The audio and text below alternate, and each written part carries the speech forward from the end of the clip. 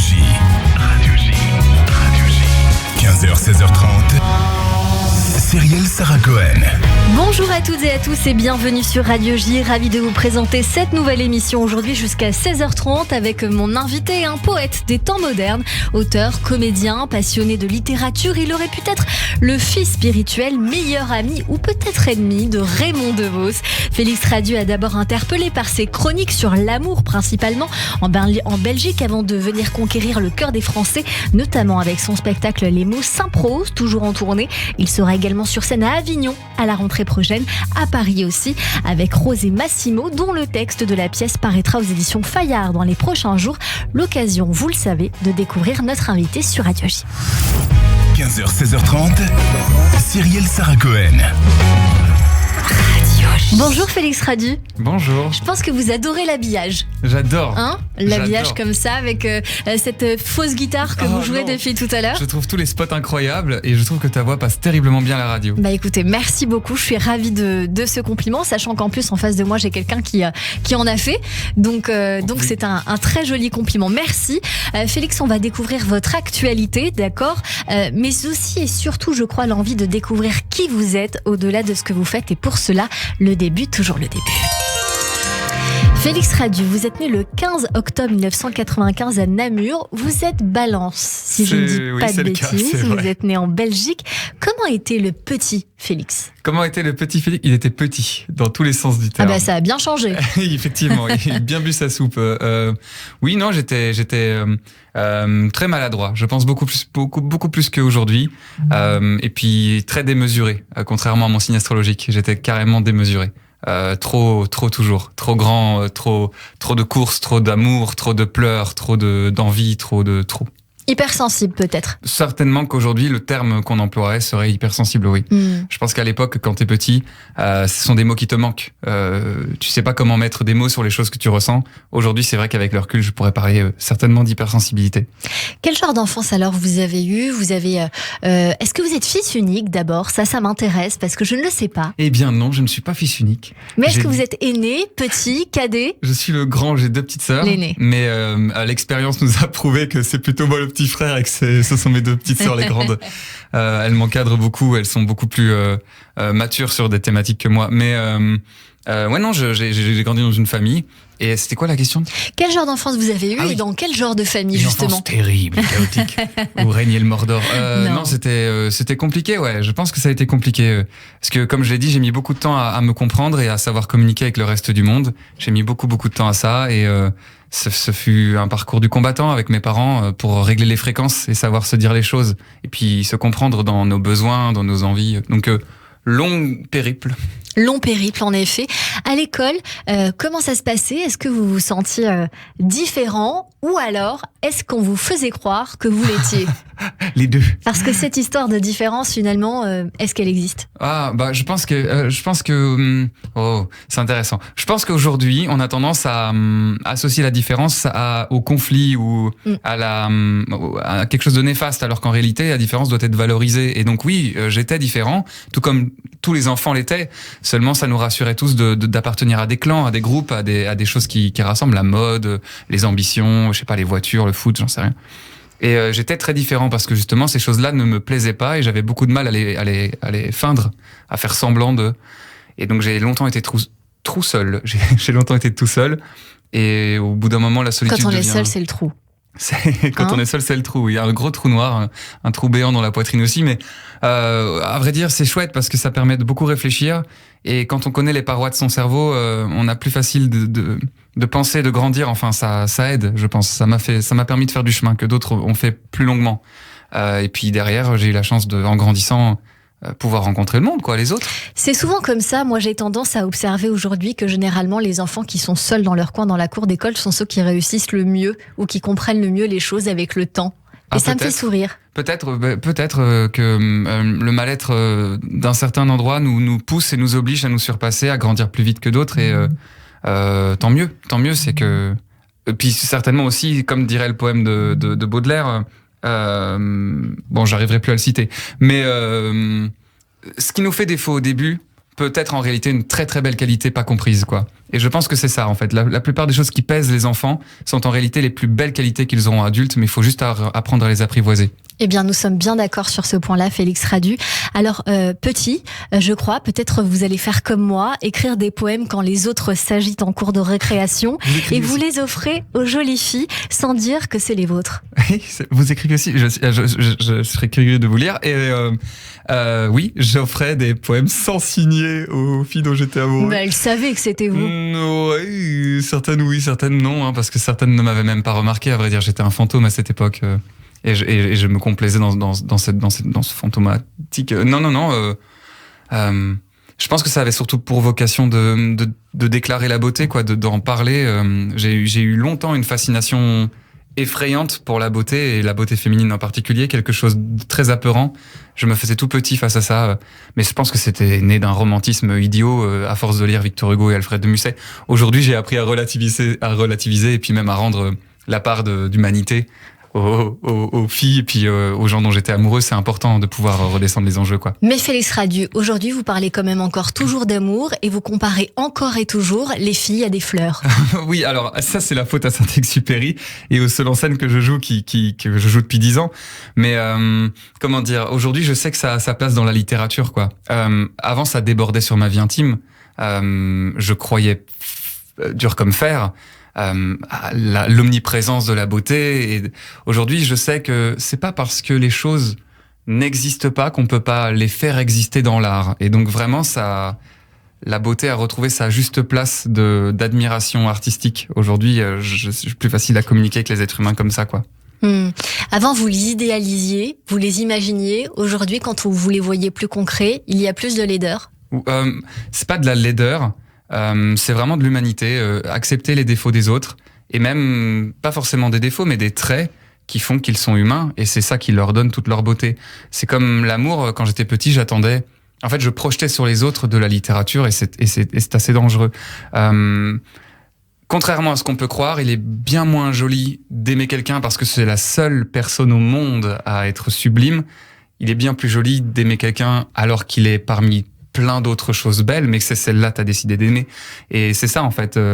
Arrêtons de rechercher Roxane partout, de rechercher Juliette partout, de rechercher Marianne partout. À vrai dire, il y a dans chaque personne aimable un peu de chaque personnage. Donc, juste, voilà. Maintenant, il faut juste choisir. Vous vous souvenez de votre premier poème, Félix Radu ? Je me souviens de mes premiers poèmes, oui. Le premier, c'était quoi ? C'était, mon Dieu de chez mon Dieu. C'était « Tu es belle comme une gazelle ». Et je ne me rappelle plus du vers suivant, mais il y avait vraiment cette phrase qui m'a marqué de « Je te trouve belle comme une gazelle ».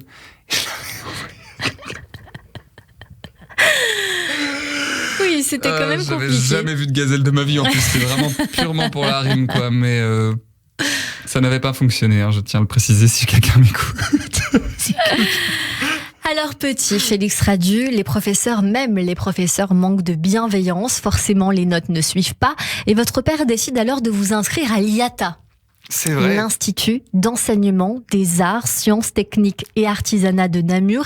C'est un endroit où vous avez dit à de nombreuses reprises dans la presse être tombé amoureux des gens. Oui, bah c'est sûr que quand tu grandis dans une campagne assez reculée, dans une école qui te suit des maternelles jusqu'au début primaire, t'es toujours avec les mêmes enfants. Et puis, comme je le disais, j'avais peu d'amis, très très peu d'amis, et puis beaucoup de violence, énormément de harcèlement, violence physique et morale. Et quand mon père décide de me bouger d'école, moi je prends ça comme une punition en me disant bon ce sera pareil partout. Et en fait, en réalité non. Arriver dans une nouvelle ville, dans un nouveau décor où justement l'art est loi, c'est-à-dire que toutes les options y sont artistiques. Il y a de la confection de meubles, il y a de la menuiserie, il y a de l'horlogerie. Tu te retrouves avec plein d'enfants qui portent en eux la même sensibilité que toi pour les choses. Et vraiment, je suis arrivé là comme un chat qui a pris l'eau chaude. Je regardais tout le monde en mode qui va me frapper le premier. Et quand quelqu'un lève la main et que tu fais oh, et qu'en fait il te tend juste un papier en disant ça va frère, on peut juste aller boire un café. Et je tombais amoureux de cette sensibilité. Est-ce aussi parce que il vous renvoyait votre propre sensibilité ? Parfois on s'aime dans le regard des autres.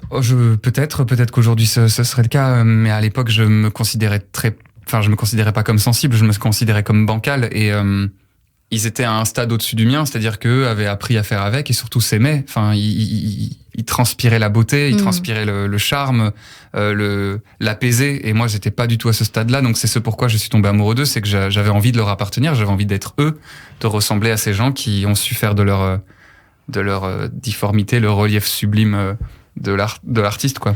Vous en sortez diplômé en art de la parole, je crois, quelque chose comme ça. C'est ça, art de la parole de mémoire.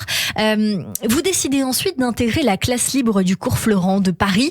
J'ai très envie de savoir pourquoi. D'abord, vous décidez de faire les cours Florent, peut-être parce que justement, au cours de vos études, ce côté, envie de nourrir ce qui germait en vous depuis tout petit, vous avez envie de le développer, mais peut-être aussi parce que vous avez envie de vous dépasser. Oui, carrément, ouais, c'est ça.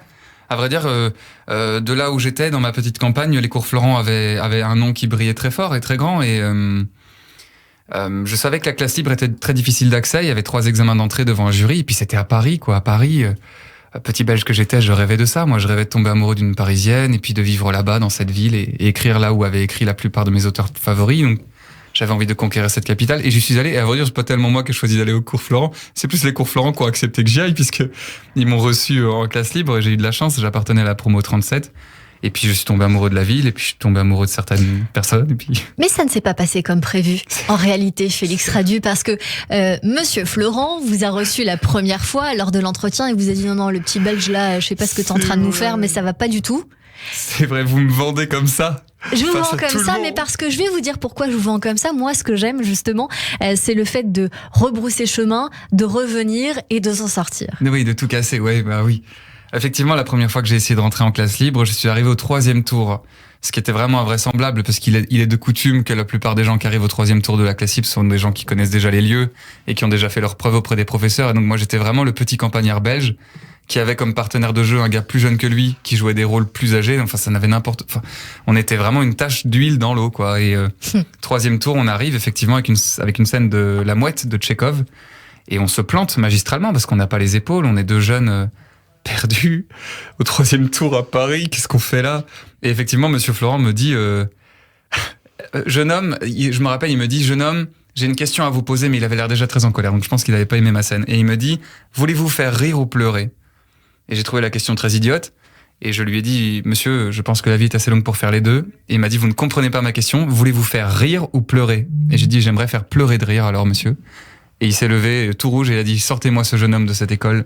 Je n'ai pas de temps à perdre avec de l'humour belge. Est-ce que vous l'avez revu? Je l'ai revu ensuite. Il m'avait oublié, bien sûr. Il m'avait oublié. Mais je l'ai trouvé fascinant dans son intervention à ce moment-là, puisqu'il donnait cours. Il connaissait toutes les œuvres de Molière par cœur. Et à vrai dire, il y a dû avoir un malentendu, quelque chose, et puis peut-être que lui a dû prendre ça pour de l'insolence, d'arriver avec une scène peu préparée, alors qu'en réalité, c'est juste, j'ai fait avec 4 bâtons et 3 ficelles, quoi. Vous en sortez diplômé en juin 2018 pour la 37e promotion classe libre, et aujourd'hui, alors, Félix Radu, vous interprétez sur scène votre premier seul en scène, Les mots s'improsent, mise en scène par Julien Aluguette, c'est comme ça? C'est Julien Aluguette, oui. Aluguette, un spectacle que vous avez écrit entre vos 15 ans et vos 18 ans. Comment l'écriture de ce spectacle s'est imposée à vous si tôt? C'était pas une écriture de spectacle, c'était mon carnet de poésie. C'était des poèmes. C'est la plupart des poèmes que je déposais dans les boîtes de mes amis ou des filles dont j'étais amoureux. C'était juste mon petit carnet de poésie. Et en fait, un jour, j'ai lu un texte qui me faisait rire avec plein de traits d'esprit et de jeux de mots à des amis. Et il y en a un qui m'a dit, mais tu sais que il existe des événements dans le monde où tu peux jouer ces textes et je pense que ça marcherait. Et en fait, je me suis inscrit à l'un d'eux, j'ai joué mon poème. Et on m'a dit, ah, c'est cool, tu t'en aurais d'autres? Et je dis oui. Et donc, j'ai déchiré les pages de mon carnet en disant, j'ai ça. Ah, ça peut être pas mal, réécris un peu. Et en fait, j'ai transformé mes poèmes en sketch et en spectacle ensuite. Sauf que la moitié est partie à la poubelle parce que vous avez lu Raymond DeVos et vous êtes rendu compte que bien l'esprit était là aussi avant. Ouais, j'avais beaucoup de carnets. Évidemment, j'ai écrit énormément et quand j'ai découvert Raymond DeVos en cours de théâtre et que j'ai lu l'intégrale, j'ai jeté la moitié, quoi, parce que cet enfoiré avait tout pris, quoi. Il avait tout dévoré, il avait parlé de tout. Et avec tellement de génie que, bon, c'est compliqué de passer derrière, quoi. Vous jouez alors votre spectacle depuis 11 ans en Belgique et en France, Félix Radu. Vous avez démarré à la Petite Loge, la plus petite salle de France et peut-être même de Paris et de France. 12 places, si mes souvenirs sont bons, ou une vingtaine de places, je ne sais plus. Moins, je pense que c'est 17, un truc comme ça. Oui, voilà, une dizaine, avant d'atterrir au Théâtre de l'Œuvre récemment et de partir en tournée. Bande annonce. Vous ne seriez pas un peu Cyrano de Bergerac. Oui, et si, pourquoi croyez-vous que je vous arrose tant? Vous êtes un beau parleur. Seulement à l'ombre des jeunes filles en fleurs.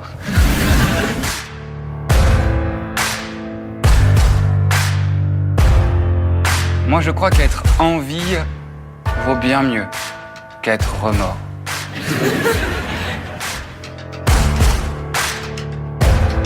Oh, comme la nuit est vaine dans son austère lixam, mais pour lui faire payer ses frais d'astérie. Je vous ai perdu.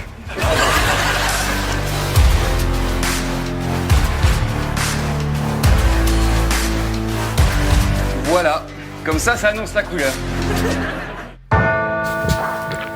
Un spectacle de chœur, les mots s'improsent, qui vous ramène sans doute à votre jeunesse dans une valise, comme on garde ses souvenirs en tête, Félix Radu, puisque à la mise en scène, cette valise, on y retrouve alors des jeux de mots, des allitérations, des rimes, des anagrammes. On vous rappelez sur scène Camus, Saint-Exupéry, Shakespeare, que vous avez lu plus jeune. On retrouve aussi pas mal de choses, évidemment, et on vous compare à Raymond DeVos, à Stéphane de Groot ou encore à Rimbaud pour sa poésie. Est-ce que cela vous flatte?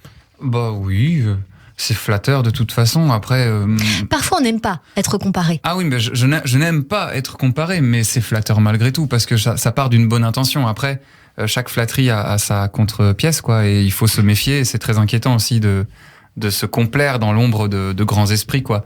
On est là pour en sortir et donc ça demande un peu plus d'effort. Mais c'est un premier pas, quoi. Quand on dit « Ah, ça me fait penser à ça », on doit d'abord s'en satisfaire et puis vouloir battre, dépasser, faire oublier Rimbaud. Tout le combat d'une existence, quoi.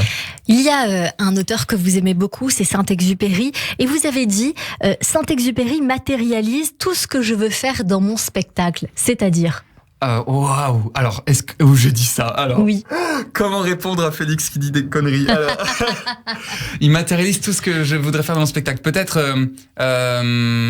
parce qu'il a réussi dans Le Petit Prince à faire un bijou de philosophie, un bijou de métaphore et de génie de pensée, tout en le faisant passer pour un livre pour enfants.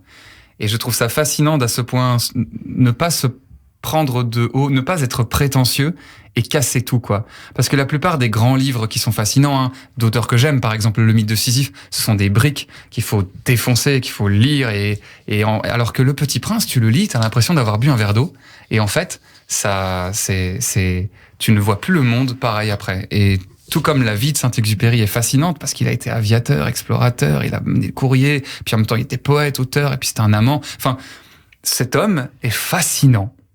Alors c'est fascinant, vous avez dit on lit Saint-Exupéry comme on boit un verre d'eau, mais à un moment donné c'était un petit peu plus comme si on buvait un verre de vin, puisqu'il vous a un peu tourné la tête quand vous étiez plus jeune, je crois savoir. Votre mère voulait absolument que vous le lisiez, ce que vous ne vouliez pas du tout faire avant de finalement l'épouser de votre propre chef. Et aujourd'hui c'est amusant de voir qu'on vous appelle vous-même le Petit Prince. Oui, c'est la presse vous appelle comme ça, mais ça va plus loin. Oui, j'ai la chance aujourd'hui de travailler avec la Fondation Saint-Exupéry, donc avec des gens qui lui ont été proches, sa famille, et puis l'œuvre.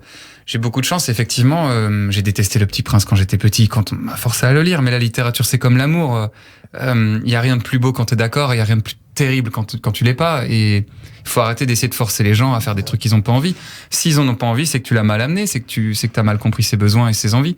Vraiment, on se trompe en essayant d'obliger les jeunes à aimer la poésie. On devrait plutôt se prendre la tête à comprendre pourquoi ils veulent pas la lire et parce que ils la lisent, ils la découvrent en fait dans leurs médias eux, dans leur langue à eux. Quand tu regardes TikTok, YouTube, Instagram, tout est poésie. Il y a des citations partout, il y a des danses incroyables de jeunes qui apprennent à danser, qui sont chorégraphes, vidéastes.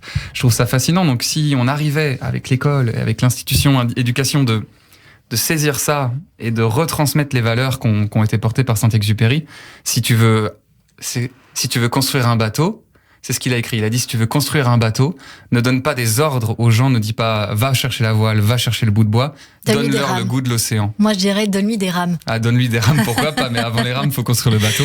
Évidemment. Et il terminait en disant, donne-leur le goût de l'océan. Et une fois que les gens l'océan dans le cœur, évidemment qu'ils vont construire le bateau, évidemment. Félix Radu, dans ce spectacle, les mots s'improsent, vous dénouez les non-sens, vous expliquez la logique comme un funambule entre théâtre et humour, et parfois vous devez même l'expliquer à votre public, pas aussi vif que vous, mais qui apprécie les pirouettes, notamment lorsque vous dites « le temps c'est de l'argent, c'est faux, le temps j'en ai ». Vous parlez de vos cours de chant ou quand Shakespeare je Montaigu, des tic-tac, du tic et du tac, du temps qui passe, le temps passe-temps et le temps pour repasser. Et alors sans transition et un fil rouge avec ces auteurs que nous venons d'évoquer, que vous aimez, La Mort, que vous jouez avec brio. Lors de cet échange avec elle, tue-toi-moi, et vous lui répondez non, du coup, tue-moi toi. Et cette phrase, même si la mort râle, il faut être sans remords. Moi, je crois qu'être en vie vaut bien mieux qu'être remords. Elle vous questionne, vous angoisse, vous obsède. La mort, oui, elle obsède tout le monde, je pense, d'une manière ou d'une autre, silencieusement ou pas. Tout le monde est obsédé par l'idée de la mort. C'est le moteur principal de l'existence. C'est pourquoi on se lève le matin et qu'on se couche le soir. Ça me terrifie, moi, l'idée de la mort.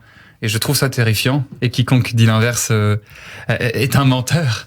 Genre, c'est terrifiant, ce néant, ce truc sombre et obscur qui nous attend au bout.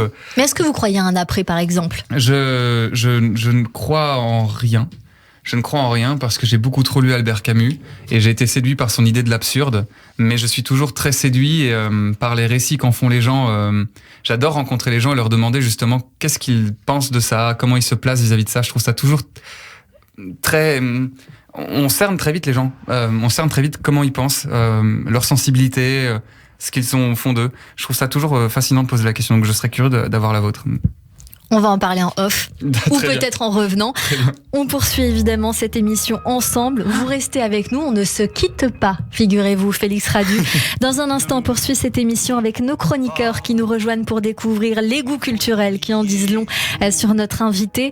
Également, un rappel des titres juste après, mais d'abord, on écoute un petit peu Jacques Brel avec Ne me quitte pas sur Radio J. Le temps des malentendus et le temps perdu, à savoir comment oublier ces heures qui tuaient parfois à coups de pourquoi le cœur du bonheur. Ne me quitte pas, ne me quitte pas, ne me quitte pas, ne me quitte pas. Moi, je t'offrirai des perles de pluie venues de pays où il ne pleut pas. 15h, 16h30, Cyrielle Sarah Cohen. Radio J.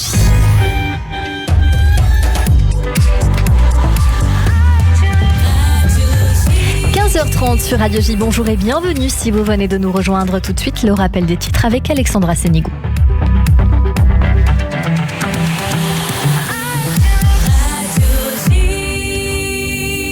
Rebonjour Alexandra. Rebonjour, Cyrielle, à la une de l'actualité en Israël. Tsahal a lancé de nouvelles opérations antiterroristes en Judée-Samarie ce matin. Les forces de sécurité sont entrées à Naplouse pour cartographier la maison du terroriste qui a tué les frères Yaniv en février dernier. Les soldats ont reçu des pierres et des coups de feu ont été tirés. Au moins 2 Palestiniens ont été blessés au cours de ces affrontements ce matin, dont un qui a succombé à ses blessures selon les médias palestiniens. Le 2e homme serait dans un état grave. Et après 5 jours de confrontation avec la bande de Gaza, Tsahal estime que l'opération a réduit les risques de conflit lors de la journée de Jérusalem qui se déroulera jeudi. Le Hamas avait fait planer la menace d'une action violente contre la traditionnelle marche des drapeaux, mais le défilé devrait se dérouler comme prévu, le Hamas n'ayant pas participé au combat de l'opération Bouclier et Flèche. L'actualité en France, le président Emmanuel Macron reçoit aujourd'hui plus de 200 patrons étrangers pour encourager les investissements en France dans le cadre du sommet Choose Friends. Parmi les invités, Elon Musk qui a été reçu à 11h ce matin à l'Elysée. Emmanuel Macron souhaite défendre l'attractivité du pays lors de la 6e édition de cet événement à Versailles. À l'international, le président ukrainien poursuit sa tournée européenne après la France et l'Allemagne. Volodymyr Zelensky est aujourd'hui à Londres au Royaume-Uni. Il a rencontré le Premier ministre britannique Rishi Sunak en fin de matinée. Les 2 hommes auront cet après-midi des discussions sur la résistance militaire actuelle de l'Ukraine face à l'invasion russe. Et merci beaucoup Alexandra, on vous retrouve à 16h pour le journal complet. Tout de suite une très courte pause et c'est la suite de notre émission avec Félix Radu et mes chroniqueurs qui nous rejoignent sur Radio J. Radio J. Radio J. Bonjour, Le 6-9, Léa Moscona.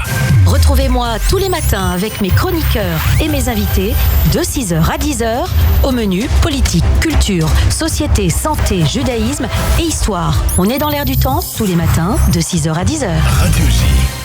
Le magazine S par Sophie Davant. Bonjour, c'est Sophie. Pour fêter ces 2 ans, mon magazine S fait peau neuve pour mieux répondre à vos préoccupations et à vos envies. Santé, psycho, mode, beauté, plein de nouveautés avec les conseils des meilleurs experts, des témoignages et des bons plans pour se sentir bien. Le magazine S par Sophie Davant chez votre marchand de journaux. Radio J. Salut, c'est Nina Azoulay. Je vous retrouve pour mon spectacle le samedi 20 mai à 21h30 à l'Apollo Théâtre de Paris. En fait, je me sens en décalage avec mes copines parce que c'est que des meufs qui sont hyper sexy, qui sont hyper belles.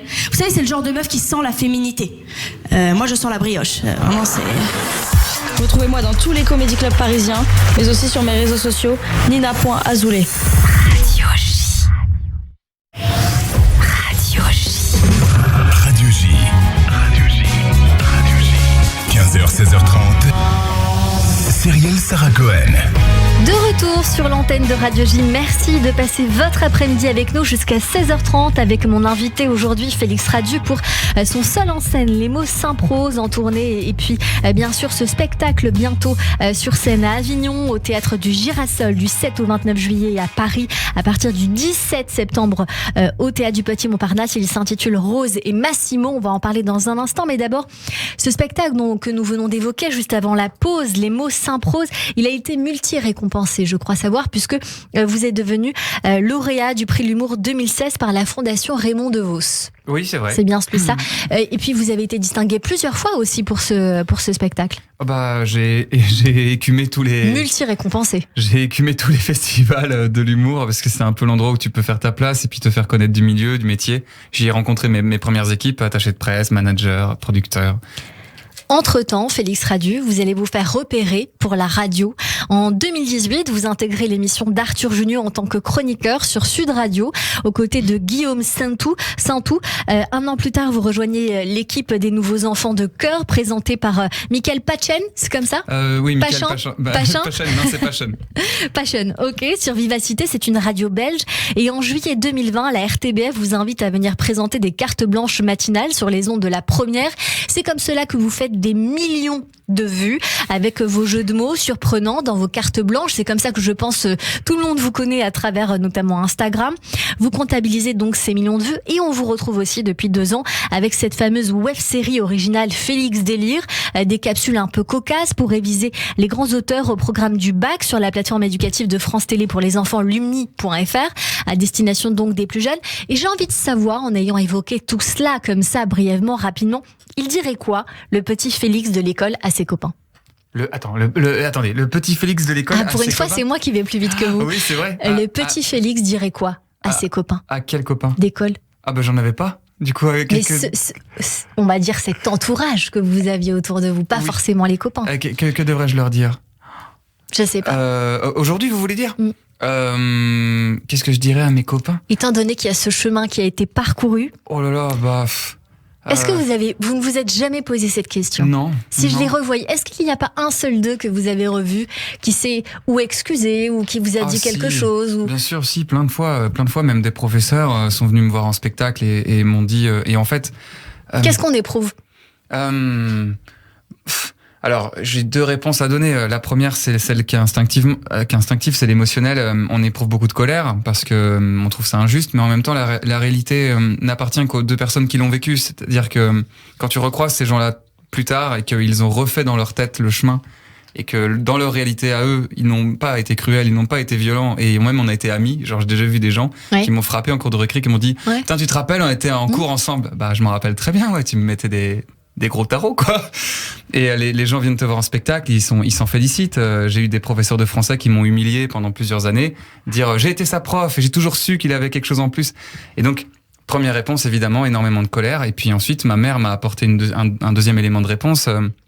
C'était du coup ce jour-là où mon ancienne prof de français était venue s'en vanter. J'étais dans ma loge et je pleurais. Ma maman est venue me voir. Elle m'a dit, Félix, on est mieux dans un monde avec des amis qu'avec des ennemis. Et si ça plaît à cette vieille dame de se dire qu'elle a fait bien correctement son travail, on est bien mieux dans cet univers-là. Donc tu vas prendre ton courage, elle est la remercier. Et en fait, j'ai juste été lui faire un câlin et elle est repartie très heureuse. Et je pense effectivement que c'est bien mieux pour son existence de se dire qu'elle a bien fait son travail plutôt que d'aller lui mettre ça dans la gueule alors que la meuf, elle a fait sa vie, quoi. Donc voilà, je pense qu'on éprouve à la fois de la colère et à la fois beaucoup de satisfaction parce que sans aucune arme, sans aucune violence, en fait, on a pris notre revanche, quoi. Et peut-être aussi que ça soulage un petit peu cet enfant intérieur qui aurait préféré qu'on l'enlace au lieu qu'on le maltraite. Oh, je sais pas si les éléments du futur peuvent, rattraper les erreurs du début. Je pense que rien ne peut consoler un enfant qui a pleuré, puisqu'il a pleuré, mais aujourd'hui, je me sens bien et c'est l'important. On a traversé ça. Maintenant, surtout, plutôt que de vouloir me consoler moi, je vais tâcher de consoler ceux qui y sont encore, c'est-à-dire les jeunes d'aujourd'hui.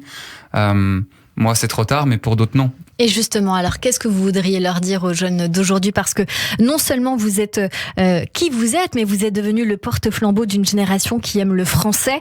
Est-ce que vous êtes heureux de ça à l'heure du verlan, des abréviations et des expressions quacoubées ? J'espère être le porte-parole des jeunes qui aiment le français et de ceux qui ne l'aiment pas, parce que justement, les verlans, les éléments de langage rajoutés, tout ça, moi, je l'aime énormément et je pense que c'est matière à rire, c'est matière à travailler, c'est matière à poésie. Et quand tu regardes à l'époque, les gros poètes qui aujourd'hui sont érigés en dieux vivants de la langue française, justement apportaient des brisures de règles. Ils ont cassé l'alexandrin, puis ils cassaient les vers, ils faisaient des vers libres, ils faisaient des dessins en faisant des poèmes. Apollinaire faisait même des textes érotiques. Enfin, c'était vraiment des gros sales gosses qui ont repoussé les limites. Et je pense qu'aujourd'hui encore, on doit les repousser. Donc, j'espère être, représentatif de cette jeunesse qui a envie de s'approprier sa langue. Et qui a envie d'aimer aussi, parce que ce que vous écrivez le mieux, je crois, Félix Radu, c'est l'amour, le temps d'un café notamment. Un extrait. Toi, tu m'embrasses comme ça, à la table du café. Enfin, je sais pas, je suis pas sûr, peut-être qu'à ce moment-là, on n'y est plus, on est peut-être sur Mars, dans un avion, dans une fusée, c'est plus tellement important. Tu m'embrasses, et moi, je meurs de froid. Enfin, je meurs de chaud. Un truc entre l'hiver et l'été. En fait, tu réinventes le printemps à chacun de tes baisers, tu m'embrasses, et j'entends plus ni les gens, ni le jazz, ni le garçon de café. C'est comme si je tombais dans une autre réalité et cet instant-là, il dure l'infini plus 3. 3 quoi, je sais pas, mais ça dure ça, exactement ça. Ces quelques secondes-là, moi, je suis roi et mon royaume est un café en bas de chez toi.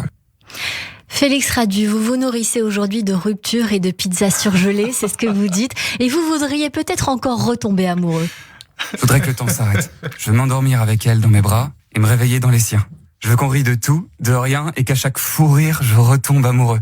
Je veux qu'on se pardonne les erreurs, les maladresses et les faux pas, qu'on se dise peu importe ce que tu feras, je sais que tu le feras pour moi, pour me retrouver, pour me saisir, me réveiller, pour me crier je t'aime. J'ai peur, tu me manques, pour ne pas se perdre. Même s'il arrive parfois que pour ne pas se perdre, il faille s'égarer. Voici un petit bout des chroniques que vous avez faites sur la RTBF, sur La Première. L'amour, c'est ce que vous écrivez le mieux, évidemment, Félix Radu, mais aussi peut-être au cœur de cette nouvelle pièce que vous avez écrite, Rose et Massimo en création à Avignon, puis à Paris à la rentrée. Elle est mise en scène par Alain Sachs, jouée par vous, Lou Noéry, Hugo Le Breton, Lionel Nocentini, si c'est bien comme cela que ça se prononce. Racontez-nous de quoi ça parle. Ça parle d'amour, évidemment, ça ne parle que d'amour. Mais encore. Quel est le pitch de cette pièce de théâtre ? C'est l'histoire d'un jeune homme qui se fait réveiller par son meilleur ami. Et ce meilleur ami est professeur d'italien. Il lui dit, voilà, j'ai un problème, je dois aller donner cours à la princesse. Cependant, ma copine me quitte pour toujours et donc je voudrais aller lui dire au revoir plutôt que d'y aller à ce cours. Veux-tu bien me remplacer ? Et donc ce gars, qui s'appelle Massimo, accepte d'aller donner cours d'italien sans parler un putain de mot d'italien et se retrouve dans un gros guet-apens face à une princesse. Et puis se passe ce qui s'y passe, une intrigue amoureuse. Et puis c'est tout. Enfin, je pense que c'est tout à fait charmant. Je pense que c'est assez joli et qu'il y a enfin, moi, quand je me relis, parfois je me dis putain, je suis quand même fier de l'avoir écrite. Donc je pense que ça plaira. Et ça donne envie d'y aller. C'est à Avignon à 15h45 au théâtre du Girasol du 7 au 29 juillet. Relâche les lundis. À Paris à partir du 17 septembre. Je viendrai vous voir. Sachez-le, Félix Radu, au théâtre du Petit Montparnasse. Et le texte de la pièce va sortir aux éditions Fayard d'ici quelques jours. C'est vrai. On pourra se le procurer pour s'imaginer ce que vous allez nous donner. Oui. Félix, on vous a aperçu dans le rôle de Loïc dans La Vérité si je mens 4. Personne le sait peut-être bien, sauf moi. Réalisé par Gérard Bitton et Michel Mull, ce volet n'a pas marqué les esprits. Non. En revanche, peut-être que vous allez le faire vous en revenant peut-être bientôt au cinéma. Est-ce que c'est un rêve ? J'aimerais beaucoup. Peut-être j'éviterai La Vérité si je mens 6 ou 8. Mais oui, j'ai hâte. J'espère qu'un beau rôle se présentera. Est-ce qu'on peut imaginer un membre des Poètes pas disparus ? D'ailleurs, la pièce se monte à Paris, le Cercle des Poètes Disparus. Elle se monte, elle essaye de se monter et j'ai été auditionné dans un des rôles. Et j'ai été auditionné, je peux rien te dire de plus. Vous aurez peut-être une réponse bientôt. J'espère. Vous venez d'évoquer le théâtre, on y va tout droit. Et mes acclamations, mon enthousiasme, viva notre bienfaiteur.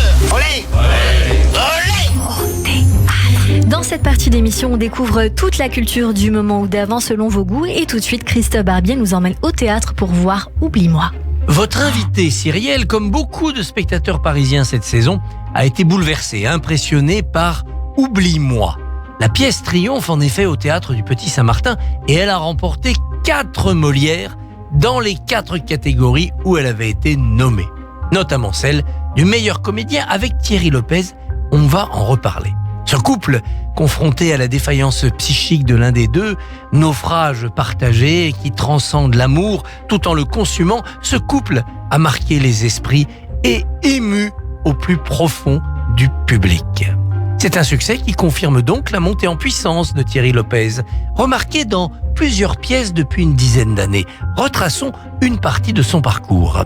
Il y eut Le songe d'une nuit d'été de William Shakespeare, formidable aventure collective menée par Nicolas Briançon. Lopez en était et il brillait déjà par son éclat comique. Puis il y eut Georges et Georges d'Éric Emmanuel Schmitt, pièce sur la dualité de Georges Feydeau à la ville et à la scène. Dimension comique, dimension tragique. Vous avez dit schizophrénie ? Eh bien, il y eut justement 2 rôles antagonistes. Baldo, le majordome surexcité d'Avanti, une comédie amoureuse et loufoque à l'italienne avec Francis Huster et Ingrid Chauvin, mise en scène par Steve Suissa. Et à l'opposé de ce délire hilarant, il y eut Ich bin Charlotte, au théâtre de poche Montparnasse. Philippe Tesson avait permis à Lopez de faire revivre cette femme emprisonnée dans un corps d'homme, réalisant un véritable manifeste littéraire sur le transgenre. Ce qui est frappant chez Lopez, ce n'est pas seulement sa virtuosité, qui demande d'ailleurs à être encadrée par la mise en scène, tant elle est généreuse et débordante. Non, ce qui est frappant, c'est une sorte d'incandescence qui entraîne le public à l'intérieur de la psychologie de ses personnages. Thierry Lopez est parfois hypnotique. À 45 ans, le voici qui arrive dans l'âge de la maturité. Oublie-moi en est peut-être la première réalisation. Il est certain qu'on n'est pas prêt de l'oublier. Et je crois que c'est également votre cas, Félix Radu, parce que vous avez adoré cette pièce. J'ai adoré Oublie-moi, ouais. Et je l'avais mis effectivement dans la réponse. J'ai été la voir 2 fois et j'irai la revoir une 3e fois volontiers. Qu'est-ce que vous aimez ? Je trouve déjà la scénographie terriblement imaginative et travaillée. Je trouve ça très beau. Je trouve que les 2 jouent très bien, ce qui est rare dans une pièce. Il y a toujours bien quelqu'un qui est en dessous. Là, ils jouent vraiment tous les 2 très bien. L'alchimie se passe carrément. Le texte est magnifique. Et c'est ingénieux, c'est plein de fantaisie. Effectivement, les 2 acteurs sont pleins de fantaisie, quoi.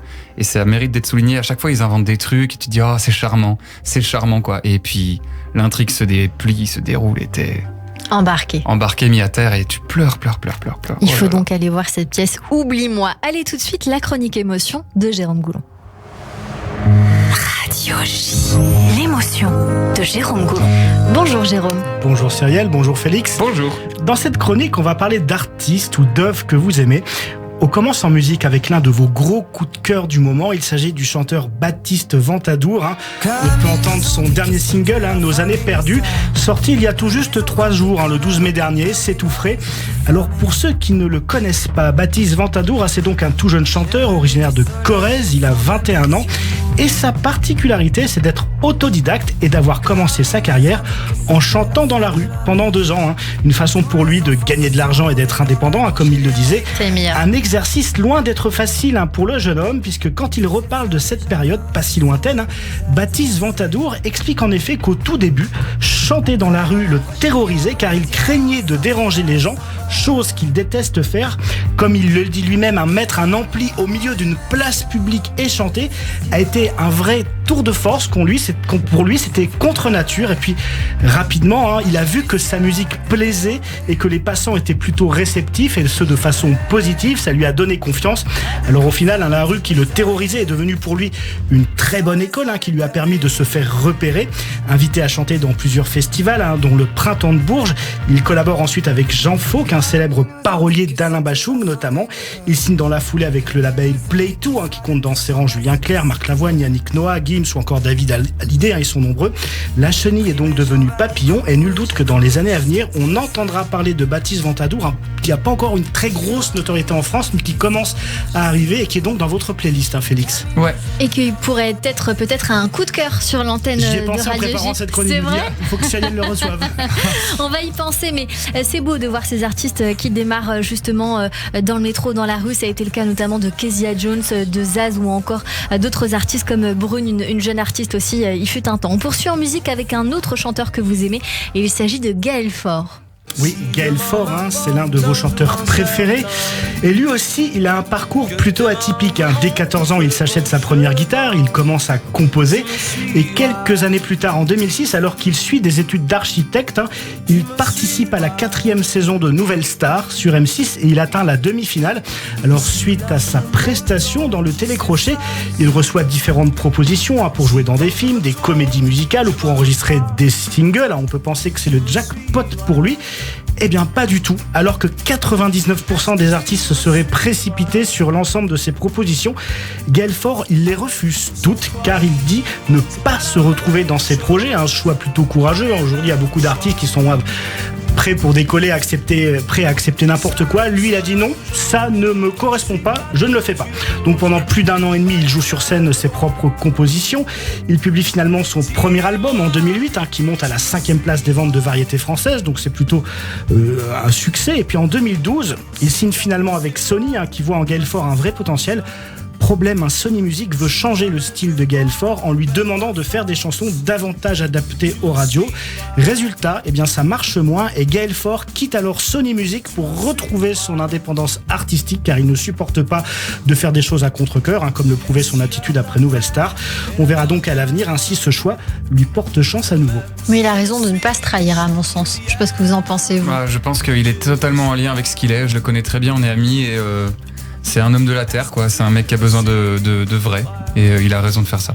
Et donc il a raison de suivre son bonhomme de chemin. On poursuit avec de la littérature, et l'un de vos livres préférés, c'est Jérôme. Oui, vous l'évoquiez tout à l'heure, l'un de ses livres préférés, c'est évidemment Le Petit Prince d'Antoine de Saint-Exupéry. Le Petit Prince, un mot, comme le disait Cyrielle, qui vous va plutôt bien, Félix Radou, vous qui êtes qualifié par les médias de Petit Prince de l'humour. Alors pour rappel, Le Petit Prince, donc c'est un livre qui a été publié en 1943 et qui a bercé notre enfance à tous, même à vous, même si on vous a forcé à le lire. C'est donc une œuvre à la fois poétique et philosophique, dans laquelle chaque chapitre relate les rencontres du Petit Prince qui reste perplexe face au comportement absurde des grandes personnes, le tout raconté avec un langage simple qui puisse être compris par les enfants. C'est d'ailleurs la force de cette œuvre qui a fini par vous la faire apprécier, c'est avoir une très grande profondeur avec un texte relativement dépouillé, une très grande profondeur qui dénonce les absurdités de la vie et qui a valu au Petit Prince, j'en avais déjà parlé dans une chronique précédente, d'être qualifié à l'époque de plus grande réponse que les démocraties aient trouvé à Mein Kampf. C'est une critique qui a été faite et c'est vrai qu'avec du recul, on s'aperçoit que c'est assez juste comme remarque. Alors Le Petit Prince, un livre qui est également une invitation de Saint-Exupéry à ce que chaque lecteur adulte retrouve l'enfant qui est en lui, quelque chose que vous évoquiez avec Cyrielle. Et car comme le disait Antoine de Saint-Exupéry, toutes les grandes personnes ont d'abord été des enfants, mais peu d'entre elles s'en souviennent. Et on termine avec du cinéma et l'un de vos films préférés, Félix Radu. Oui, alors parmi vos films préférés, on aurait pu citer Le Cercle des Poètes Disparus, mais comme c'est aussi le film préféré de Philippe Laville qu'on a reçu le 3 mai dernier et qu'on en a donc déjà parlé, eh bien, on base Le Cercle des Poètes Disparus et on va s'attarder sur un autre film culte pour vous, à savoir La Ligne Verte. La Ligne Verte, sortie en 1999 avec Tom Hanks et Michael Clarke Duncan, tiré du roman de Stephen King. Alors je pense que tout le monde a vu au moins une fois ce film culte qui raconte la vie d'un détenu innocent, John Coffey, condamné injustement à la peine de mort et qui possède le don de guérir des malades. Alors évidemment, tout le monde retient de ce film l'incroyable émotion dégagée par le personnage de John Coffey et l'immense prestation de l'acteur Michael Clarke Duncan, disparu il y a déjà 10 ans. Un acteur qui a obtenu le rôle grâce à un certain Bruce Willis. Frank Darabont, le réalisateur de La Ligne Verte, n'arrivait pas à trouver d'acteur pour interpréter John Coffey et c'est Bruce Willis qui venait de tourner avec lui dans Armageddon qui lui a suggéré l'idée. Un choix payant, tant Michael Clarke Duncan a marqué les esprits pour ce rôle. Et il faut savoir que l'acteur était quasiment aussi sensible dans la vie que son personnage. C'est peut-être pour ça que sa prestation est aussi réussie. Par exemple, lors de la scène où John Coffey serre le corps de 2 petites fillettes dans les bras, entourées d'une 50aine d'hommes armés, eh bien cette scène, elle a été difficile à tourner. Michael Clarke Duncan était en effet réellement effrayé par les figurants armés de fusils. Donc l'émotion qu'on lui voit à l'écran, eh bien en fait, elle n'était pas feinte, elle était réelle. Bref, ce rôle lui a quand même permis d'obtenir un Golden Globe et un Oscar du meilleur acteur pour un second rôle. Un rôle dans lequel il disait, c'est par là que je terminerai, je suis fatigué, patron, fatigué des hommes qui se battent l'un à l'autre, fatigué de toute cette haine et cette souffrance dans le monde. Une citation qui malheureusement n'a pas pris une ride en plus de 20 ans. J'ai tellement pleuré sur ce film, moi, je sais pas vous, mais c'est... C'est un film à Kleenex, comme on dit. Ah ouais, voilà, j'en ai un à côté de moi. Allez, tout de suite, le coup de fourchette d'Annabelle Nakache qui vous croque sur Radio J. C'est pas grosse. C'est fin, c'est très fin, ça se mange sans fin. Je suis dilaté. Radio J. Radio J. Le coup de fourchette. Bonjour Annabelle. Bonjour Cyrielle, bonjour Félix. Bonjour. Eh bien, motivés par votre présence, mes mots se sont mobilisés pour vous accueillir. Ils m'ont maugré qu'ils étaient mordus de vous et que vous aviez le monopole de leur cœur. Alors momentanément, je leur laisse le maître mot pour mettre en mots ce coup de fourchette qui ne sera pas un coup d'épée dans l'eau, mais plutôt un coup de poing. Okay. Point d'honneur. À vous parler en vers, à vous l'un des membres du cercle des poètes apparus. Heureux qui, comme Félix, écrit un beau langage, ou comme ce Belge-là qui conquit notre nation, puisant dans sa prose plein d'hommages et d'émotions, vivant son rêve d'enfant malgré son très jeune âge. Nous avons avec nous, chers amis, un penseur des mots qui pense nos mots, le petit Robert en modèle non réduit, ou alors le petit prince en mode aviateur, ou encore le grand Félix, moissonneur batteur de la prose, qui n'y va pas mollo mais plutôt à volo sur les mots. Les modulants, y jouant comme au Monopoly et faisant d'eux les monarques en votre royaume. Et je ne parle pas du monarque Emmanuel Macron qui, lui, ne joue pas avec les mots des Français, mais plutôt avec leur nerf. Mais passons. Point d'honneur donc, et non pas doigt d'honneur comme celui de la chanteuse Lazara, la candidate pour la France à l'Eurovision, à l'annonce des résultats. Ceci dit, elle a eu l'élégance, il faut le reconnaître, d'utiliser le langage des signes pour faire part de ses impressions, mais passons. Point d'honneur donc à utiliser dans ma chronique un maximum de figures de style et non pas un style défiguré, car tout le monde sait que si vous avez réussi à percer, c'est grâce à votre gros, très gros champ sémantique. Voilà. On a perdu tous les TikTokers. Ok. Et oui, vous le romantique, il a fallu que vous trouviez votre truc pour vaincre votre trac et devenir un crack. À l'adolescence, il y en a pour attirer les filles qui choisissent la guitare. Tu veux que je te joue quoi, les Beatles ou les Stones à la Johnny? Vous avez choisi la poésie et la littérature. Je te cite Musset ou Dostoïevski et la lukiniste énorme. Évidemment, vous utilisiez le mot à mot pour pouvoir faire le bouche à bouche. Point d'interrogation. Est-ce qu'en Belgique, à la place du lait, on met du talent dans le biberon? Non, parce qu'entre Brel, Stromae, Magritte, Simon et vous, avec le nombre de talents que vous avez eu au mètre carré, on se pose des questions quand même. Alors, point d'exclamation, Félix. Si tu ne vas pas à ta grand-mère ira à toi. Car votre grand-mère est l'auteur d'un de vos plaisirs culinaires préférés, les courgettes frites. En bon belge que vous êtes, fallait bien un peu de frites là-dedans. Et évidemment, et pas qu'une fois, D'ailleurs, il paraît que la frite est née à Namur, dont vous êtes originaire. La légende dit qu'au XVIIe siècle, les Namurois faisaient frire ce qu'ils pêchaient dans la Meuse pour rendre ça plus consistant. Et en 1650, ils ont eu une pénurie de poissons, donc ils se sont rabattus sur la pomme de terre. Et c'est ainsi que s'appellerio fritas la patatas. Alors moi, ma famille, en temps de guerre, en Pologne, comme c'était la pénurie de pommes de terre, ils avaient inventé l'huile frite. Et puis après, comme il n'y avait plus d'huile non plus, ils avaient inventé le je m'effrite. Mais heureusement, de nos jours, on ne manque plus jamais de rien. Évidemment, ça n'arrive plus du tout d'avoir des pénuries d'huile, de farine, de moutarde, de médicaments, de personnel soignant. C'est du présent. Ok. Mais passons. Même votre plat préféré, du coup, est révélateur de vous, de ce que vous êtes. C'est pas les courgettes frites tout court, c'est les courgettes frites de votre grand-mère. Car vous êtes un grand sentimental et que votre plat préféré est aussi une émotion d'amour. En même temps, ce genre de plats, on les garde en mémoire longtemps, c'est vrai. Dans le corps, en termes de gras, on est pas mal. Ah oui. Et puis, sur les murs, ça peut rester des semaines, l'odeur de la friture. Mais bon, passons à votre nouvelle passion. Point de suspension, car nous l'attendons avec impatience, votre première pièce, Rose et Massimo, une histoire d'amour entre Shakespeare et Marivaux, déjà saluée par Alexis Michalik, recordman des droits d'auteur après Molière. Mais passons pour de vrai. Dès que vous serez programmé, on passera vous voir, bien évidemment. On passera acclamer ce Roméo et Juliette d'un temps nouveau. Et si jamais vous cherchez la musique pour accompagner votre pièce, j'ai une idée qui pourrait peut-être passer. Vous qui aimez Brel, ça donnerait à peu près ça. Au premier mot de la phrase, ta parole, oui, je la bois. Au deuxième mot de la phrase, mes yeux brillent déjà de joie. Ce je t'aime que tu susurres, ce je t'aime, il est pour moi. Ce je t'aime qui rassure, met tout mon corps en émoi. Une phrase à 3 mots, qui efface tous les mots, mais pas les mots d'amour, car c'est les plus beaux pour parler de l'amour. Une phrase à 3 mots, c'est bien plus beau qu'il n'en faut.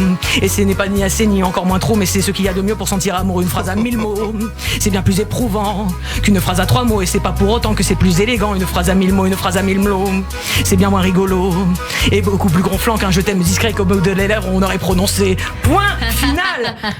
Merci beaucoup Annabelle Nakache, merci d'avoir été avec nous sur l'antenne de Radio J. Merci à vous. Je rappelle qu'on peut vous retrouver sur Annabelle Nakache sur les réseaux sociaux, annabelle.show. Vous préparez votre nouveau One Woman Show et on peut vous retrouver actuellement dans toute la France avec plusieurs spectacles.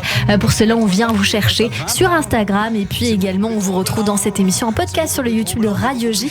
Et puis la semaine prochaine, bien sûr. Allez, vous restez encore avec nous dans un instant. Notre séquence tac au tac est la suite de cette émission, mais tout de suite, dans un instant, la pause et le journal de l'info. Restez connectés. Une valse à 1000 temps, une valse à 1000 temps de patienter 20 ans pour que tu aies 20 ans et pour que j'ai 20 ans, une valse à 1000 temps. Radio J. Radio J. Tous les lundis, 21h-22h. Classico. Radio J.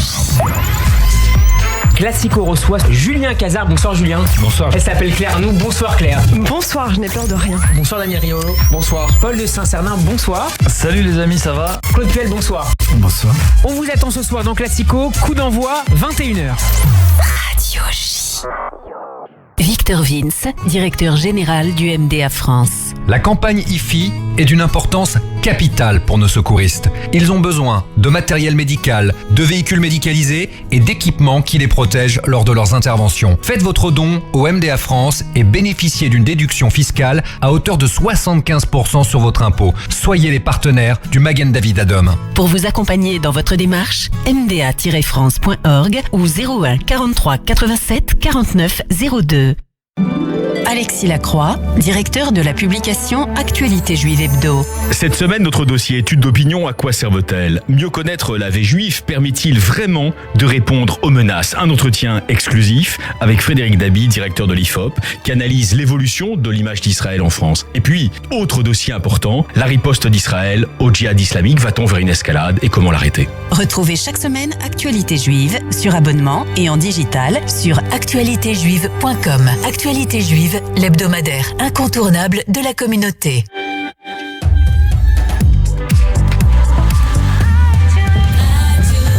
Il est 16h sur Radio J. Bonjour et bienvenue. Tout de suite, le journal de l'information avec Alexandra Sénigou.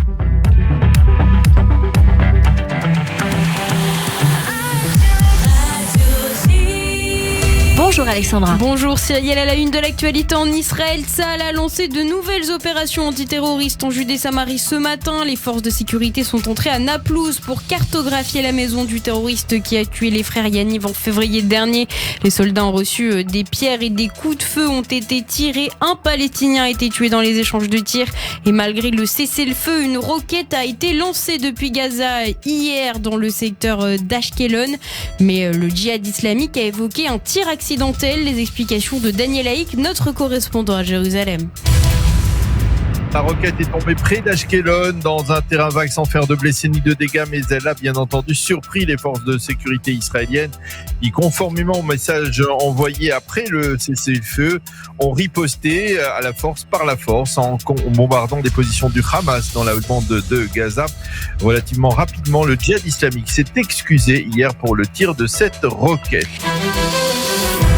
Daniel Haïk, notre correspondant à Jérusalem. Et après 5 jours de confrontation avec la bande de Gaza, Tsahal estime que l'opération Bouclier et Flèche a réduit les risques de conflit lors de la journée de Jérusalem jeudi. Le Hamas avait fait planer la menace d'une action violente contre la traditionnelle marche des drapeaux à Jérusalem, mais le défilé devrait se dérouler comme prévu. Le Hamas n'ayant pas participé au combat de l'opération Bouclier et Flèche, le risque qu'il décide de tirer sur Israël pendant le défilé est faible, mais toujours existant.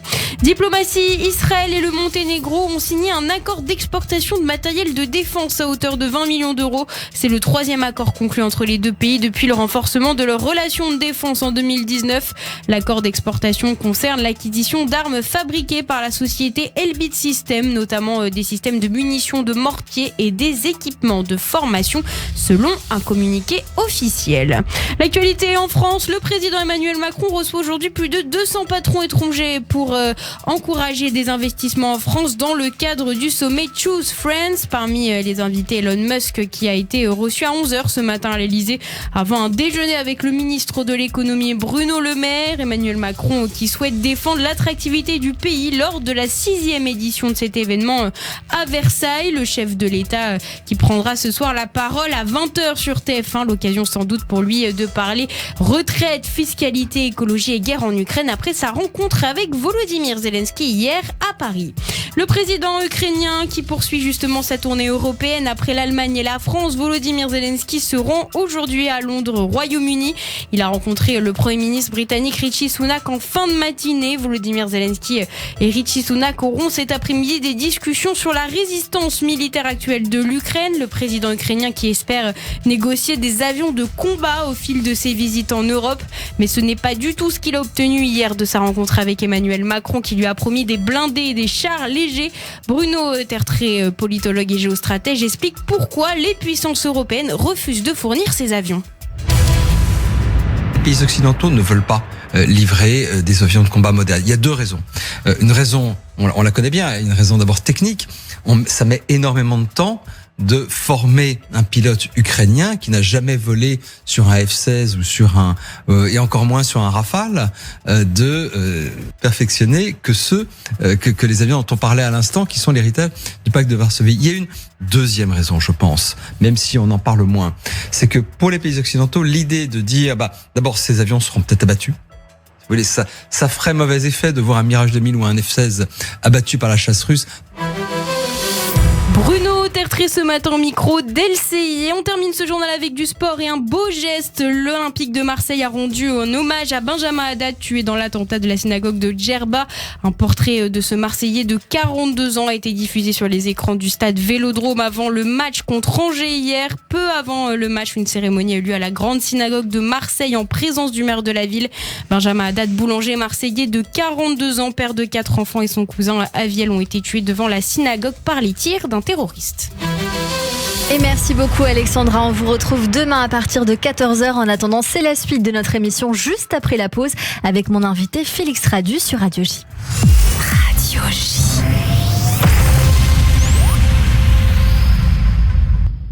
Radio J, le 6-9, Léa Moscona.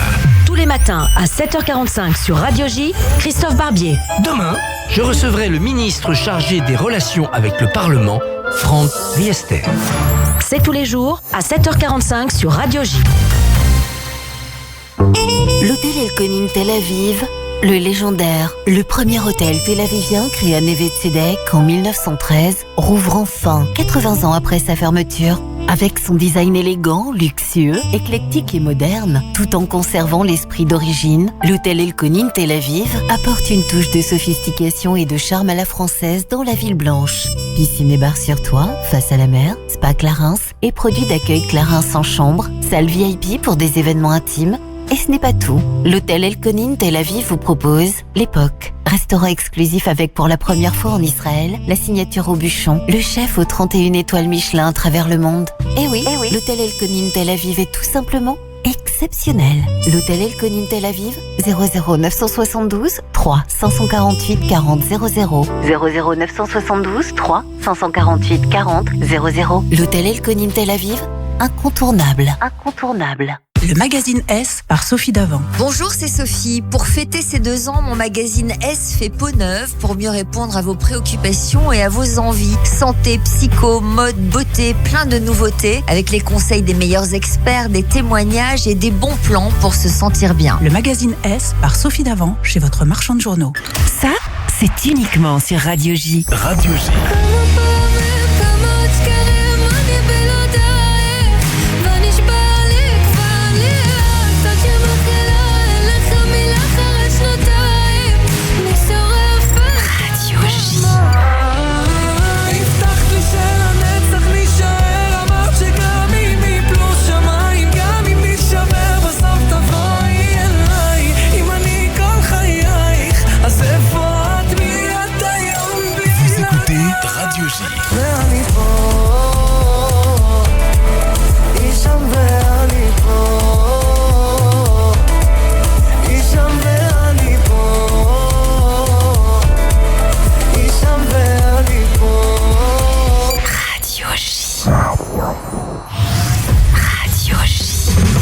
Radio J.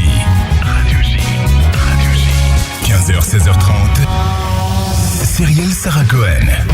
De retour sur l'antenne de Radio J, merci de nous rejoindre si c'est le cas et si vous êtes avec nous depuis le début, merci beaucoup pour votre fidélité avec notre invité aujourd'hui Félix Radu, venu pour son seul en scène, Les mots s'improsent, en tournée et bientôt sur scène à Avignon au théâtre du Girasol du 7 au 29 juillet et à Paris à partir du 17 septembre au théâtre du Petit Montparnasse avec ce fameux spectacle Rose et Massimo. Une date prochaine des mots s'improsent, je l'ai pas sous les yeux mais je vais les retrouver dans un instant. Évidemment, Félix Radu. Tout de suite, on va passer à la séquence tac au tac. Juste avant, si vous le voulez bien, 10 questions, 10 réponses en 2-3 mots. On tente cette expérience ensemble ? Avec plaisir. Allez, c'est parti, on y va. La recette de l'amour, Félix Radu. La communication. Le ou les sujets, il peut y en avoir plusieurs, qui vous préoccupent le plus en ce moment ? L'amour. Si vous pouviez changer de peau, vous seriez qui ou quoi ? Je serais moi. Quel est le plus beau compliment qu'on puisse vous faire ? Que je suis gentil. D'accord. Qu'est-ce que vous avez fait de plus fou pour quelqu'un ? L'aimer. Je fais des contre-pieds à chaque bien. question. La plus belle qualité humaine pour vous, qu'est-ce que c'est ? La gentillesse, du coup. La gentillesse, très bien. Vos 3 grands plaisirs dans la vie ? Les 3 grands plaisirs, je dirais l'amour, l'amour et l'amour. Non, là vous trichez quand même un petit peu. Les plus grands plaisirs, je dirais l'amour. Ouais, mais en fait, l'amour, l'amour, le relationnel, l'amour, l'amitié et la passion. Enfin, la passion, ouais. Qu'elle soit amicale, amoureuse ou professionnelle, la passion, l'expression d'un désir fort, quoi. Votre surnom, Félix, est-ce qu'il y en a un ? Oui, alors Ah non, on veut savoir, alors là vous en avez trop dit. Mon papa m'appelle Grolet. Voilà, et ma maman m'appelle Filou. Voilà, comme ça. Alors Filou, pas de problème. Mais Grolet, alors, Grolet j'ai un papa qui est très cynique. Très bien. Votre philosophie de vie, qu'est-ce que c'est ? C'est de s'élever continuellement, de pas se suffire à soi et d'essayer d'être toujours un peu quelqu'un de meilleur en se levant. Votre prochain rêve à accomplir ? Mon prochain rêve à accomplir, ce serait d'y parvenir enfin, d'être quelqu'un d'un peu mieux que moi. Le dernier mot ou la dernière phrase que vous aimeriez prononcer dans la vie ? J'ai souffert souvent, je me suis trompé quelques fois, mais j'ai aimé. Bravo, Alfred de Musset. Oui. Notre émission continue tout de suite avec le coup de cœur. 15h, 16h30, Cyrielle Sarah Cohen. Radio J. Tout de suite un coup de cœur en direct, évidemment, après avoir dévoilé son premier EP Paris-Nice, playlisté sur l'alternative française d'Apple Music. Andreas est de retour avec son single On s'en va, on découvre. J'irai me blottir contre le son de ta voix. J'aimerais te sentir dans le creux de mes bras. Mais t'as beaucoup trop parlé de moi. Et c'est bien pour ça que je ne suis plus là. Je ferai semblant de t'aimer. Tu verras, j'irai là où tu sais. Seule ta voix me guidera. On est si beau quand on s'en va. On est si beau quand on s'en va. On est si beau quand on s'en va.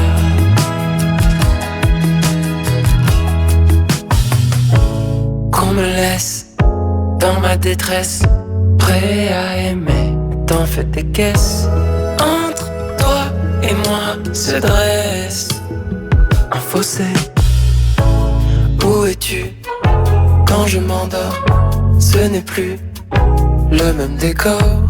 Encore une fois ce soir, je danse dans tes bras. Oh, je ne suis plus le même avec toi. Et c'est bien pour ça que je ne suis plus là. J'irai voir ailleurs.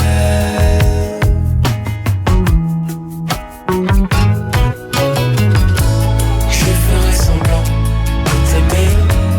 Tu verras, j'irai là où tu sais. Seule ta voix me guidera. On est si beau quand on s'en va. On est si beau quand on s'en va. On est si beau quand on s'en va.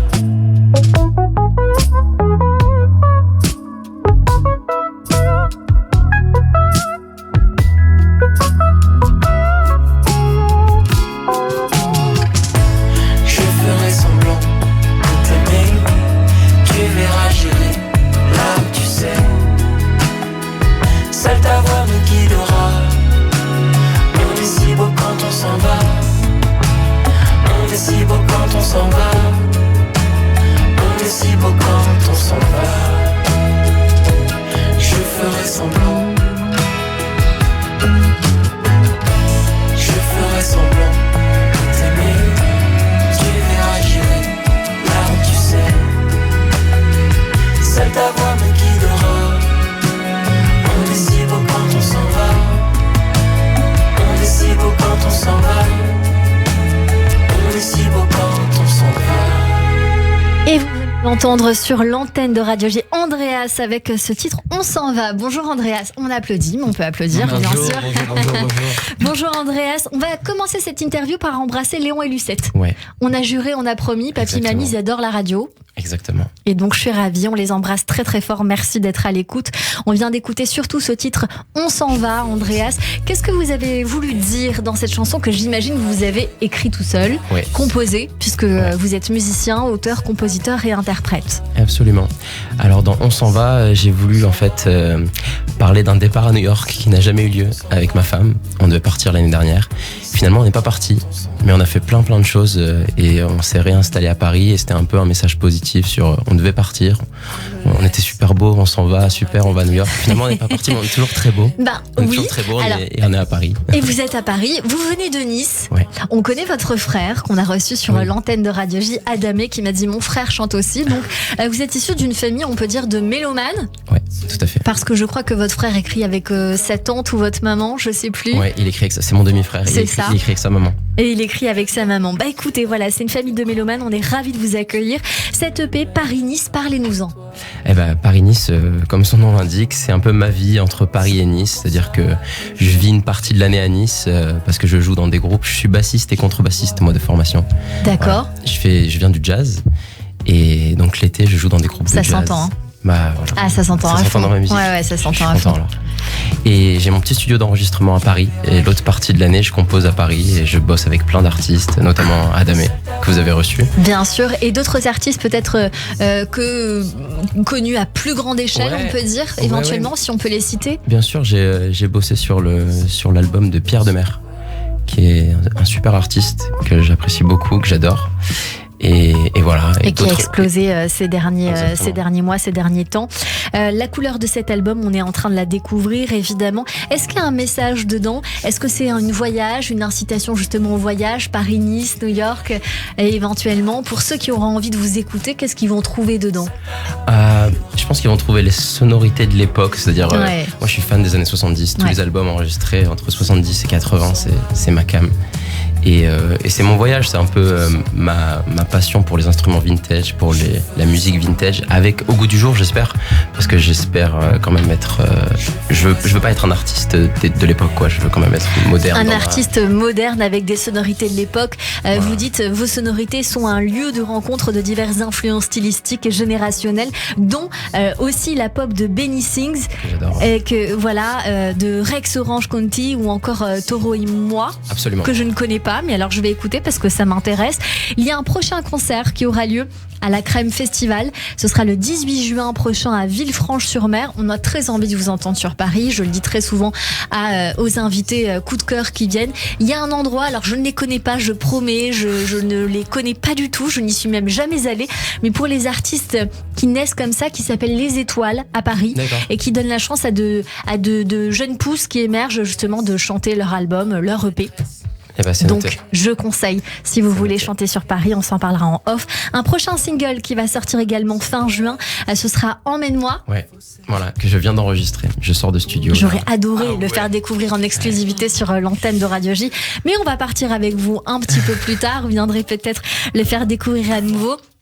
Andreas, est-ce que vous avez besoin de quelqu'un pour vous accompagner ? J'imagine que vous êtes totalement indépendant puisque vous êtes multi-instrumentiste, mais parfois on a besoin d'un petit coup de pouce et je me dis que c'est ici le jour et l'occasion de le faire. Alors si un label m'entend, un tourneur, voilà, un distributeur. Bon, moi je peux être tourneur, hein, vous l'avez compris, vous donnez des dates. Non, je suis complètement indépendant pour le moment et il y a plein d'avantages à être indépendant. Mais il y en a de plus en plus. Ouais, absolument. Donc, bien sûr. Mais je cherche aussi quand même beaucoup de partenaires pour la suite. Donc je souhaite pas continuer seul. Où est-ce qu'on peut écouter votre musique ? Sur toutes les plateformes de streaming et très bientôt, j'espère, en physique. Un de mes rêves, c'est de presser un CD, un vinyle un jour. Pour le moment, c'est que du digital, donc sur toutes les plateformes. Moi, ça marche très bien sur le digital, en tout cas. Évidemment, on vous souhaite une bonne continuation pour la suite. On vient vous voir en tant que Andreas Musique, QUE à la fin, sur Instagram et sur, j'imagine, Spotify ou encore Deezer. On tape Andreas. Juste Andreas. Andreas, ça suffira. Merci beaucoup d'avoir été notre coup de cœur et d'avoir fait découvrir ce titre que nous sommes en train d'écouter en boucle sur l'antenne qui s'appelle On s'en va et nous on reste ici pour rester avec nous. Et puis si vous voulez nous rejoindre, faire découvrir votre musique, votre univers ou encore une fois votre projet, écrivez-nous sur le site de Radio J, radioj.fr ou sur notre Instagram ou même sur mes réseaux sociaux, Cyrielle Sarah Cohen. À tout de suite avec le portrait de notre invité. Tu sais, seule ta voix me guidera. On est si beau quand on s'en va. On est si beau quand on s'en va. On est si beau quand on s'en va. Radio J. 15h, 16h30, Cyrielle Sarah Cohen.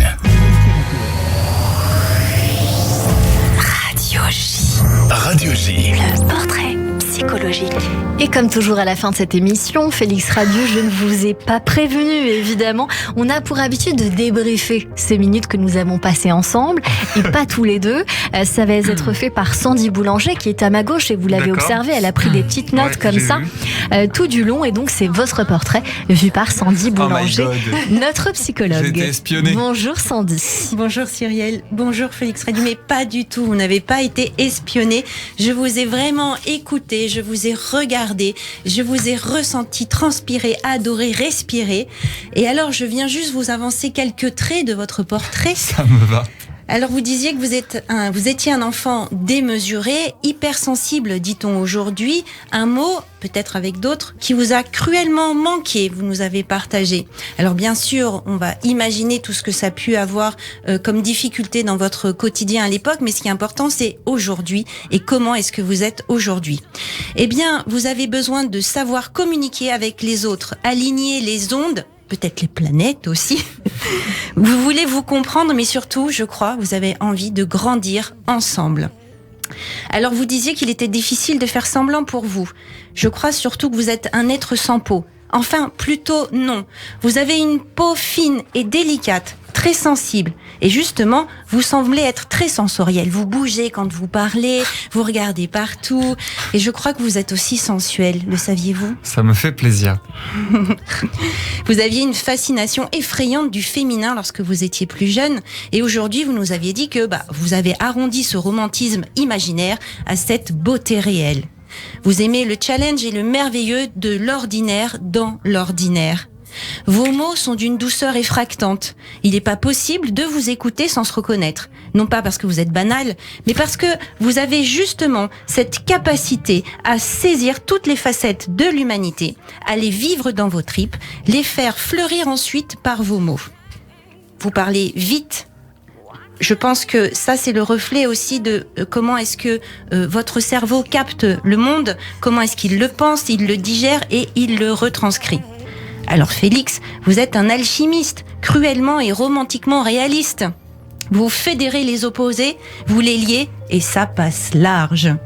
Le changement d'opinion que vous permettez, donc du coup le développement de l'esprit critique, est toujours saupoudré de poésie et de beauté. Vous voyez, j'ai failli faire le lapsus de paysage parce que oui, vous nous faites voyager quand vous parlez.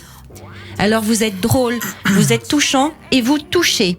Que de sens développé. Mais merci Félix et longue vie. Oh merci à toi, merci à vous pour ce portrait. Et puis on terminera par on est beau quand on s'en va. Voilà.